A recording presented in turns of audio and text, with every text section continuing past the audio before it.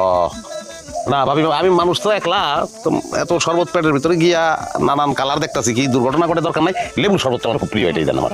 খাও খাও। মনে কই ফল নিয়ে আসে না কেন? এই যে ফল নিয়ে আসছি। সব নিয়ে চল, আর বলা তো তোর নিয়ে নিয়ে নিয়ে আরে কি বিষয়? লাহ তো আর ফল আছে। আরে আরে 41 পদের কারণে তো আমার অন্ধের শরবত বানাইতে পারি নাই, কিন্তু ফলের পদ আছে। এই যে নিয়ে নিয়ে নাও ফল খাও। এ কি রে, খান খান ভাইজান খান। এটা কি ফল? মিষ্টি মিষ্টি। ও না, ফল দেখতে দেখতে আউলা লেগে গেছিল, মিষ্টিটা ফল মনে করছি। আচ্ছা, আমি তো এত ফল কেমনে খাবো? তো খাইতে পারবো না। ওমা খাইতে পারবো না কইলে হলো নাকি? তাহলে শ্বশুর বাড়ি আইছো কেন? এইগুলা সব তোমার জন্য, তোমারই খাইতে হইব। পরে আবার নিজের বাড়িতে যা কইবা তোমার বাপের বাড়িতে ভালো কিছু খাওয়াই নাই, বেশি কিছু খাওয়াই নাই, তা হবে না। নাও আগে শরবতটা খায় নাও, তারপর ফলগুলা খাও। নাও শরবত খাও। নাও। বংশীয়গরের মেয়ে তো। শরবত এটা শেষ করি আগে। খাও খাও মিজান। আপনারা খাবেন না কেউ? না না, জামাই যখন আসছে জামাইরা খাইলে শ্বশুর বাড়ির লোকজন শান্তি পায়। খাও 1 2 3 4 5 6 একটা জন, একটা জন, একটা জন। 12টা কলা আমি খাবো। যতটুকু পারো খাও। হাই হাই আমা কি করতেছো? তুমি এখনো রান্না শেষ করো নাই? তোমার জামাই সে কোথা থেকে আসছে? শুধু একটু শরবত খাইতে দিছি। তোমার জামাই খিদা লাগলে তো সে সহ্য করতে পারবে না আম্মা। আরে তোমরা হাসতেছো কেন? তোমার জামাইরে শুধু শরবত খাইতে দিছি আম্মা, ভাত খাইতে দিতে হবে না তারে।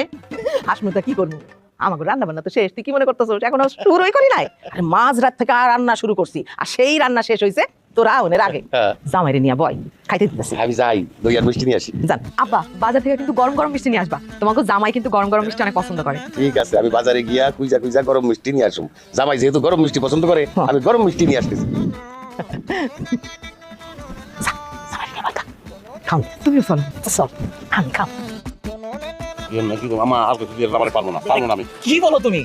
মানে এইটুকু খাবার খাইয়ে বলতেছো পারবো না? এটা হইলো? খাও মিয়া আম্মা বেশি করে দেন তো। আরে না। জামাই মানুষ লজ্জা পাইতেছে। পুরো ভাইজান কি আমার আমার এটা কোনো কথা মাছ দিয়ে খাইতেছি আমি, আপনি এর মধ্যে মাংস দিয়ে দিলেন। খাওন যায়? আরে ভাইজান কি বলেন, মাছ দিয়ে মাংস খাওয়া যায় না? আপনি ভাইজান কি করে জানেন? না। সে তো আমাকে বাড়িতে গেলে মাছ মাংস দুধ ডিম মোলাও সব একসাথে খায়।